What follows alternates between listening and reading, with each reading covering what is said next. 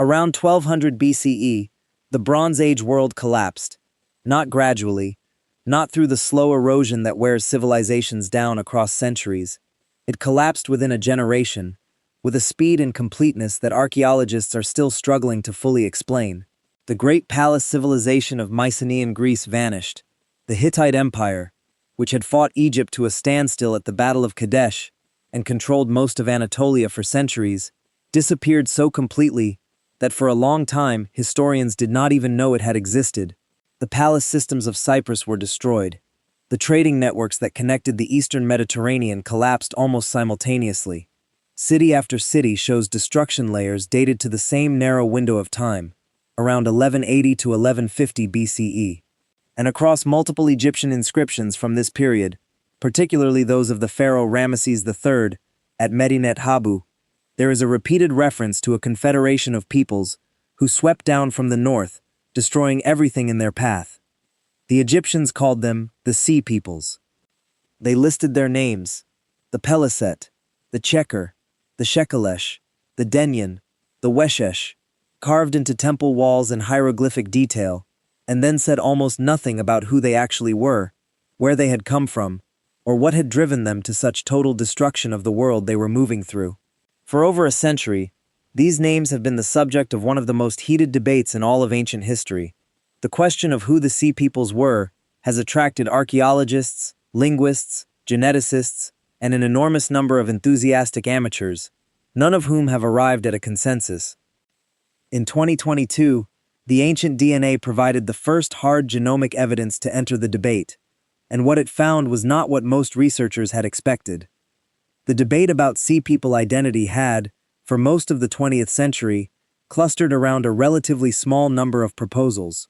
The Peliset, whose name sounds similar to the later word Philistine, were generally identified with the Philistines, who would become the biblical enemies of ancient Israel, settling on the southern coast of Canaan after the Bronze Age collapse and establishing the 5 cities of the Philistine Pentapolis.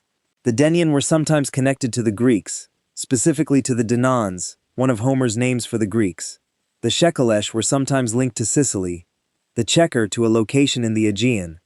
The fundamental problem with all of these identifications was that they were based primarily on phonetic similarities between names recorded in Egyptian hieroglyphs and names from other ancient sources.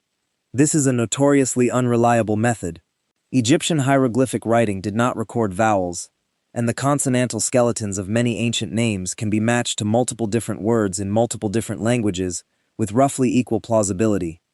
The name game, as some archaeologists dismissively called it, could be played to produce almost any identification a researcher found convenient. What the name game could not provide was a biological answer. Where were these people actually from in the genetic sense? What population or populations did they descend from? And did the archaeological and textual evidence of their impact align with any identifiable genetic movement that the ancient DNA could detect? The 2022 study that attempted to answer these questions was published in the journal Cell, led by researchers including Harsha Chandrasekaran and a team from multiple European and Israeli institutions, working with ancient skeletal material from sites in Israel, Lebanon, and Cyprus spanning the relevant period.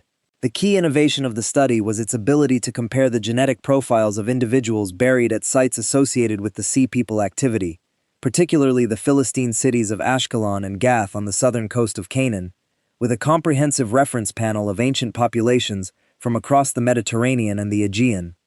The 2022 findings built on and extended a landmark 2019 study published in Science Advances that had already made the first major genomic contribution to the Sea Peoples debate. The 2019 study had analyzed ancient DNA from Ashkelon specifically, comparing individuals from the pre-Philistine Bronze Age Canaanite period with individuals from the early Iron Age Philistine period immediately following the Bronze Age collapse. The result was striking. The early Philistine individuals showed a clear influx of ancestry from southern European populations, specifically from individuals with genetic profiles consistent with populations from the Aegean world, Greece and the Aegean Islands, and possibly Western Anatolia. This was not what everyone had expected. The dominant academic debate about Sea People origins had oscillated for decades between an Aegean origin theory and a theory proposing that the Sea Peoples were not a coherent group from a single origin at all, but rather a mixed confederation assembled from multiple regions in crisis, refugees from multiple collapsing Bronze Age societies, rather than invaders from a specific external homeland. The genomic data from Ashkelon strongly supported the Aegean origin theory, at least for the Peliset, the people who became the Philistines. But here is where the story becomes significantly more complicated and significantly more interesting. The Aegean ancestry detected in the early Philistine individuals at Ashkelon was not maintained in later generations at the same site. By the time of the Iron Age II period, roughly a century after the initial Philistine settlement, the Aegean ancestry signal had already been substantially diluted by intermarriage with local Canaanite populations. The Philistines, in genetic terms, rapidly became Canaanite. They brought their Aegean genes to the Levantine coast, maintained them for perhaps 2 or 3 generations, and then those genes were absorbed into the broader Canaanite gene pool through intermarriage at a rate that left only a faint residual signal in later Philistine populations. This finding has profound implications for how we understand the Philistines as a people. The biblical narrative presents the Philistines as a coherent foreign group, the persistent enemies of Israel, distinct and separate. The archaeological record shows a culture that adopted Canaanite material culture and language relatively rapidly. The genomic record confirms this picture of rapid integration. The Philistines were Aegean in origin but became Levantine within a few generations. Their cultural distinctiveness in the biblical period, whatever its source, was not primarily maintained by genetic separation. The 2022 study extended this picture by looking at Cyprus. The island of Cyprus is particularly significant for the Sea Peoples debate because it shows destruction layers at multiple sites dated to the same Bronze Age collapse horizon, suggesting that Cyprus was attacked during the same wave of disruption that struck the Levant.